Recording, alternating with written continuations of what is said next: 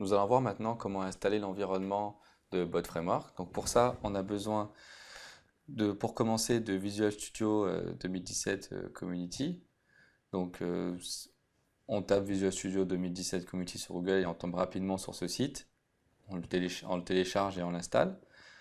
Et on installe, on installe les minimums requis. On n'a pas besoin de tout installer, juste le .NET Desktop Environment, ça suffira. On appuie, ça prendra un peu de temps, c'est pour ça qu'on ne va pas faire ensemble, mais ça, je vous laisse faire de votre côté.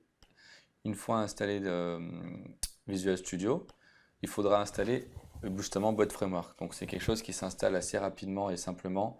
Euh, voilà, en fait, il y a un SDK qui existe pour .NET. Nous, on va utiliser la partie .NET, mais on peut également développer sur Node.js. Voyez. Donc pour .NET, c'est très simple. Voilà, il donne la solution. Donc grâce au Manage Nugget Package, donc grâce au package Nugget, on est capable d'installer Bot Builder.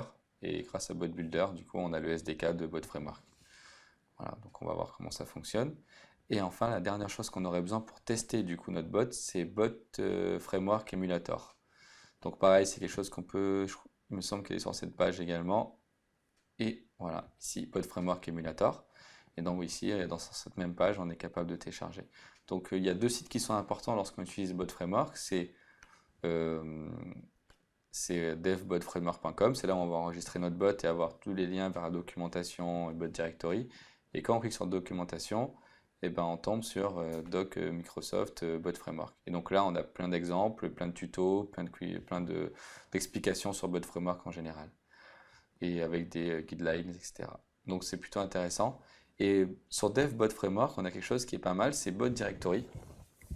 Donc ici, on a plusieurs bots. Ça pourrait nous aider en fait à nous inspirer sur différents bots. C'est les bots que la communauté Microsoft a mis en ligne. Et donc voilà, pas mal de bots. Donc on va en tester un pour voir comment ça fonctionne. Et puis comme ça, on aura un petit exemple. Donc on va prendre Skyscanner par exemple, le premier. Ils nous disent, voilà, bah, on installe, on l'ajoute à Skype. Et il faudra sûrement dire hello, je crois. Donc on va tester ça. Donc hop, je me connecte à mon Skype. Mot de passe.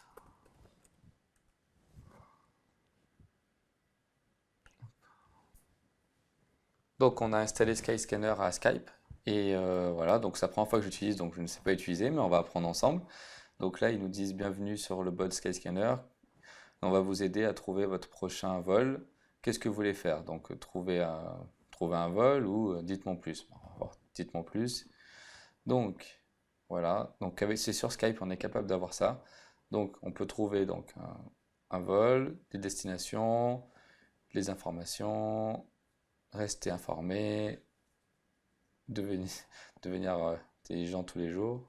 Bon, donc on va faire find, voilà. Et donc par exemple, on peut rechercher les vols de Londres à New York. Donc on va chercher un vol, alors, je sais pas, on va taper euh, chercher search. Donc New York, Paris. Ce qui peut me faire ça. A flight from New York to Paris. Voilà. Donc on a quelque chose de 547 $. On peut regarder d'autres prix. On peut regarder à quelle semaine c'est le moins cher. Et donc là, ça nous envoie sur Internet et avec des slides. Voilà.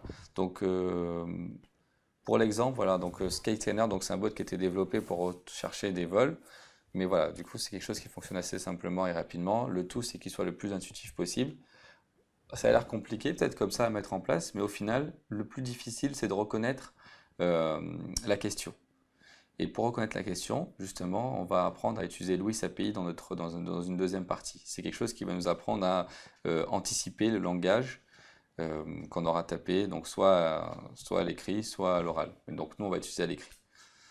Voilà. Donc une fois qu'on a installé Visual Studio Community, on a rajouté C Sharp Desktop, qu'on a rajouté Bot Framework Emulator, on est enfin prêt pour commencer à travailler.